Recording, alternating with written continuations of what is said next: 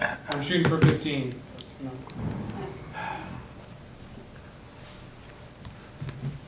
You have to wait a few minutes. 2 minutes.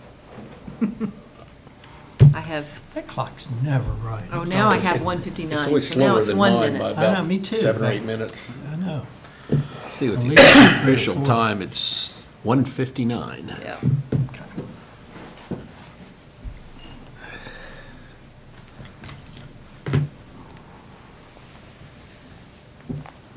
I got the darndest Charlie horse in that last meeting. Did you see me jump? My leg just locked up. I've been sitting here too long. I have that. Well, I won't take offense if it happens and you can jump up and pound. I don't know, whatever you need to do. I had to get up and walk on it. do you know what my doctor told me?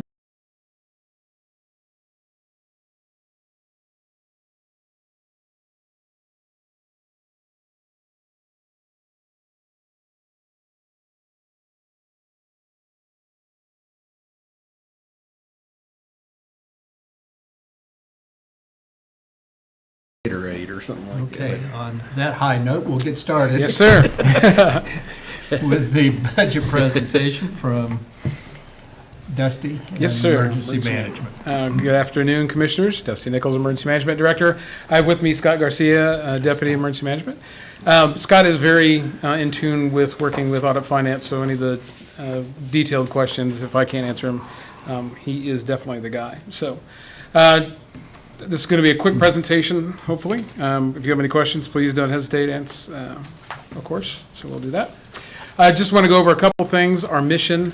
We are here to provide a 24-hour operation to reduce loss of life, property, protect the environment for everybody in Shawnee County and any visitors, of course.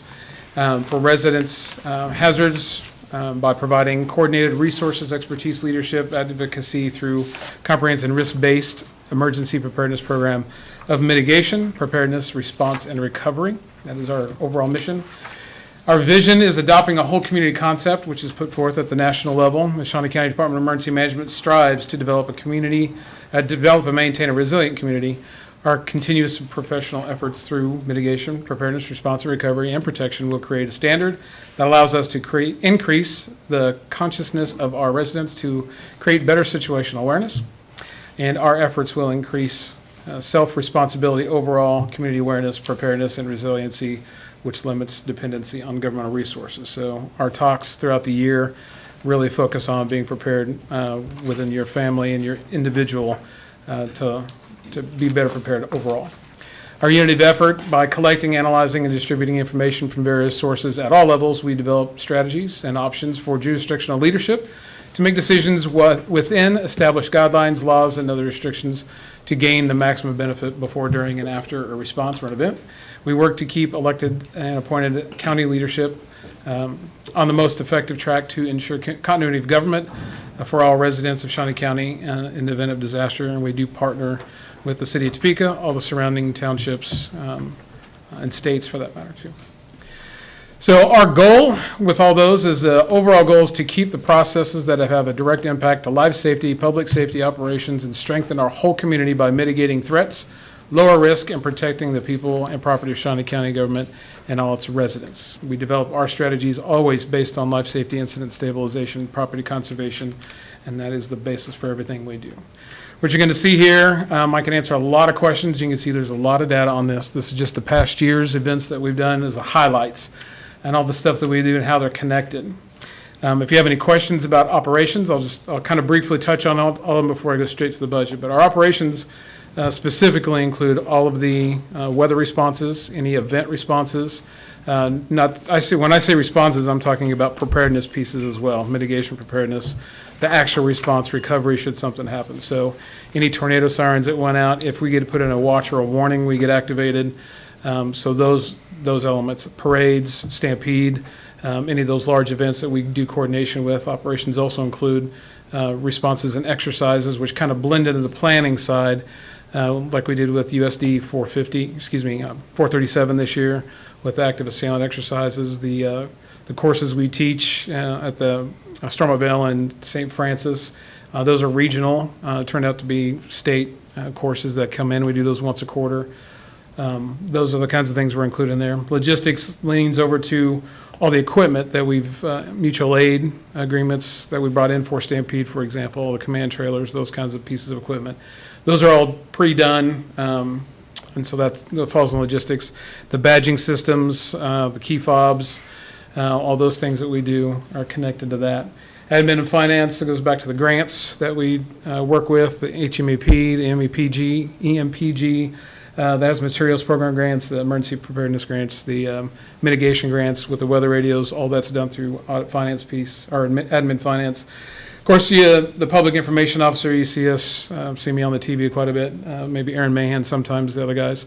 Public information, getting information out during, before, during, and after an event happens. We liaison a lot with our media relations. Safety and security, we are a part of the Security Council, which I'll discuss here at the end of this brief. We'll have a little piece of that to talk about. And then we also work with, again, goes back to the key fobs and all those kinds of things, the badging and accountability. Sir? Do you guys work with, like, West Star for, like, a brownout like they had in New York here the other day? You guys, Yeah, anything, when we talk about the THIR, the threat hazard identification risk assessment up here, it goes through all those things that could affect our public to include all sections of the critical infrastructure, which is power, water, morale, banking, all that kind of stuff. We keep an eye on that stuff. So we do have a liaison with West Star that have a seat in our EOC, and we do connect. We have two specific points of contact that we work with through West Star. So that's part of the liaison duty as well. So we do discuss that with all the critical infrastructure pieces that are local, to include states and other counterparts. And then training and exercises kind of goes back to the full circle of operations, and you'll see the volunteers. So specifically with all that stuff we're doing, we do pretty good on our budget, and we're not, we don't run anything to every year that we need to try to do something different. We have a pretty good stable system and processes that we like to use. And you'll see our budget, our increases come directly from the CBIZ increases. The resource support is specifically for tires, maintenance, and some of the vehicles that we've signed contracts for those mutual aid pieces of equipment. So that's some of those things, and that's $1,250, $1,200. And then our sign repair is $3,000. That's comes. We have batteries that about 5 years. Sometimes they get hit by lightning, which we've had one hit by lightning this year, and we had another something happen with it, and they are out of warranty. So that sign repair covers what we've spent last year and what we anticipate spending coming up with the batteries. So our total increase is $14,229. It's just a little over 4% total from what we asked last year. So with that, I'm here for questions. Commissioner Cook, questions? You're running 308 vehicles, those were at 11 years on them. Are we looking at probably needing to refresh those at some point? We just purchased We, two. some of those 08s that you're referring to Yeah. did in fact break down. So we did a emergency purchase on two 2011 Tahoes from the surplus. Last month. Those were KBI vehicles, supremely taken care of. I mean, there's, stuff that happens, but they're really, really well cared for. And that happened after we submitted our budget, so that spreadsheet doesn't reflect it. All right, Yeah. that's all. One of our vehicles, I think I informed, was totaled by a pothole, so I'll just, Was it in the city limits? it was on the edge of the city. I Thank can't, you. I don't have the GPS location, but it was awful close. Commissioner Rippon? yes, what's the life expectancy of these siren batteries? Siren battery is about 5 years, 5 unless we years. have some kind of electrical Yeah. jolt. Sometimes we get a little bit more life out of them, but for the average, it's about 5 years. How many of those do we have? There's total 68. It's on our next. Yeah, next part. So there's 68. Two of them we don't own. One's owned by Silver Lake, the other one's owned by the VA hospital. But there's 60 some? 68, I Wow. believe, altogether. What do they run a piece or? If you can hold that thought, I'm going to go right Okay. into our All right. capital outlay, and it's going to talk specifically Okay. just about that stuff. Go. Go? Okay, let me get rid of this one.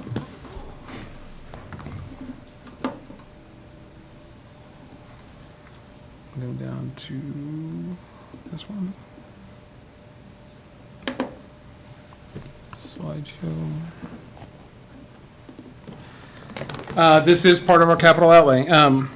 With the things we're looking at this following year, the background on this, the Oakland community, they had a siren on, what's the school? I just lost the name. State Street School. It's part of the old system. It was taken down. It's very noticeable that it's not there. With the overgrowth, with the trees, and the height restrictions we had because the airport's right there, we just didn't replace it. It was just one of those, once that siren went out of commission, we kind of moved stuff around. And they do have an outdoor area with the school and the parks.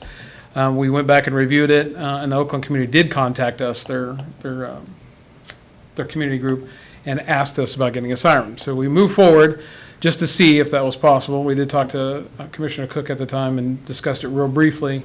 Then we went ahead and talked to Blue Valley, and they had a decommissioned power plant in Nebraska, and there was 75 sirens there. And all those sirens are the same models that we have, and they can be added to our siren system. So those sirens are 7 to 14 years old, but they're all in working order. There are 3 different types of sirens we have here in Shawnee County. This one's a standard siren, does the normal noise, they rotate. These are the speakers that we can talk over. We have those at Hummer Sports Park, at the lake, Heartland Park, and There's 8 of them, there's also Yeah. Heartland Park, Expo Center, they're the ones that, Shawnee North, Lake Shawnee, and there's 8 of them there. they're outdoor locations that people generally, that we could voice over. They're like giant PA systems. So we did use these at Heartland Park when we announced the lightning warning. And we did those through that How siren. big an area does that cover then? I can talk a little bit. Yeah, go ahead. I don't have the exact numbers on the actual coverage area, but we have the 3 particular sirens. This is the mod. It doesn't cover a wide area. That's what the 2001 model is, which is the bullhorn-looking one that was on the slide before. Those are our bigger sirens, but with these being speaker specific, the coverage area isn't as wide, so that's why we try to put them at like Heartland Park when you have NHRA in town or the Stampede and you got a large amount of people in a small area. This is optimal because you can sound them or talk over them, and you can have pre-recorded messages programmed for these, and you can sound the pre-recorded messages. For general idea, the one at the lake is at the maintenance building just north of the golf course, and you can hear it throughout the whole lake area. Really? Yeah. Do we have one at Gage Park? That one, we have an Eclipse there, which That's is, the one that's- it's on the next slide. It's Okay. actually kind of our smaller siren. That's why we only have 3 of those throughout the county, Montera, 10th and Urish, and Conservatory Drive out at the Gage Park, Okay. which we actually did have some complaints on those because the drafts don't like them, because they're at a higher level. So I'd never heard of that, and you learn something new every day. We do get requests to turn them down, and then the very next phone call is to turn them up, so we just But never they, can win. But these are meant for outdoor warning sirens. We can't stress that enough to a lot of the public that try to depend on these when they're in their houses. We try to say, like, as windows get better, insulation and construction of homes get better, they're meant to block the outside noise. And when we do sound these, it might be 80, 90 mile per hour wind, raining, and you're really not going to hear them. So that's why we try to tell people to get a weather radio. Which goes back to their mitigation grants, and we're buying, selling those weather radios. So when we're looking at these sirens, these new placements, we prioritize we have 4 areas that we thought specifically where we know we have gaps. But again, we are focused on outdoor areas first, because that's what these things are for. So the Oakland Community Center was definitely one. We do have height restrictions and the foliage and all that stuff, but it definitely covers the outdoor area there. And you can see underneath the yellow, I'll use my mouse here. You can see underneath the red circles, those are the current coverage, and that's on the outer edge of a couple, but you see we don't have any coverage in some of those areas. That's the Oakland one we were talking about. The Topeka Capitol, this is a campground, it's out South Topeka. We don't have any coverage there hardly at all. The reason this one's popped up on our radar, if you will, is because of the Stampede and some other stuff that's coming up. We know those areas are going to be utilized more. So this area, we feel we need coverage, especially after the experiences we just had with the Stampede. So we anticipate these campgrounds in some of these areas being used more often. Huntoon Park, this looks like it's covered really well, but there is a lot of road noise, a lot of foliage, just downtown noise in general. So we do get reports that I can't hear the siren and we know it went off. So adding one at 12th and Topeka Boulevard. And then the Cedar Crest is the last one we were looking at. And you can see there's pretty good coverage there. There's just that gap and not fairly certain of what's going to happen in the future along the river there. It was kind of our last choice there to put one there. But those are the 4 proposed locations, and the total cost for all 4 of those sirens from Blue Valley is $55,200. And that includes the radios, the sirens, the poles, installation, everything. Cost per siren, if we buy one by one, is $13,800. And that because it is a used siren, if you will, it's a 1-year parts and labor warranty. And they were operational when they were decommissioned at the other place. And so Blue Valley has verified that they can be added to our current system. So there's the prices per, basically what I just finished telling you. Sorry about that. So that would be the capital outlay request. Did I answer the question I thought I was going to answer? Yes. Okay, just want to make sure. Back to the coverage circles, you kind of briefly talked about it. Those red circles, I know that shows a lot of overlapping, but they don't take into consideration hillsides, the elevation of the ground, trees and buildings like that, like especially the downtown one.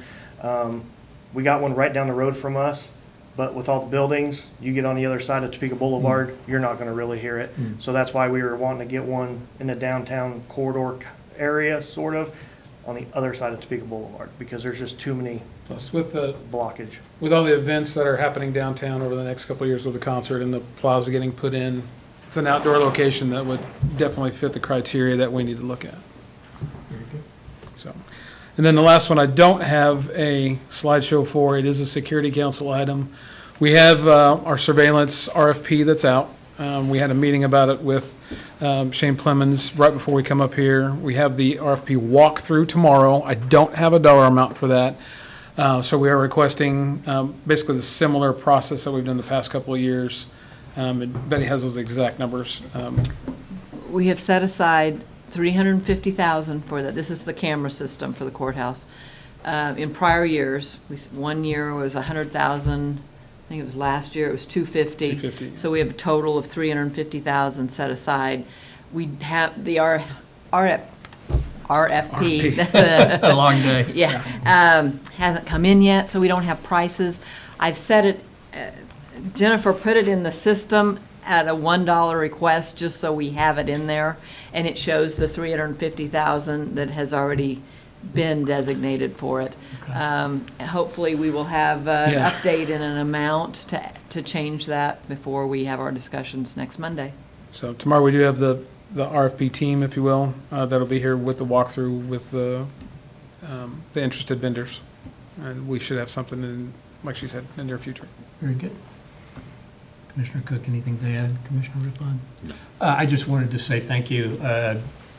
Sometimes it seems like you're the face of Shawnee County, but you do keep the public informed, and I appreciate that. And then thanks for the extra hard work on the stampede that we had recently. That's going to be a real nice benefit for our community. I agree. Going forward, and I appreciate your work on that. Betty, do you have anything else? No, I don't. And we're officially adjourned. It's been a good day. Thanks, sir. Thanks for finding good deals on things too, like Yeah. Yeah, that was Scott. Compared to a new one, it's probably quite a saving. Not half as much. Yeah. Is that right? Yeah, with them being used and and it's not said that they'll be available down the road, so Plus that's why we put in for hopeful for them. Yeah. But yeah, they 100,000 contacted us. for and I'm like, MDTs. we'll try to find a need for 'em. Probably saved a bundle on the Oh, vehicles okay. too. It's, Okay. Yeah. Yeah, we- I Yeah, just- that was a good deal on that one. we contacted Thinking Circle out loud, Life but I was thinking right that's away 'cause included things in like their that current last budget. long. was that state surplus? Is that who? Mhm. Yeah. Yeah. And when I was over there, because I had emailed them. Okay, thank that I you. was interested,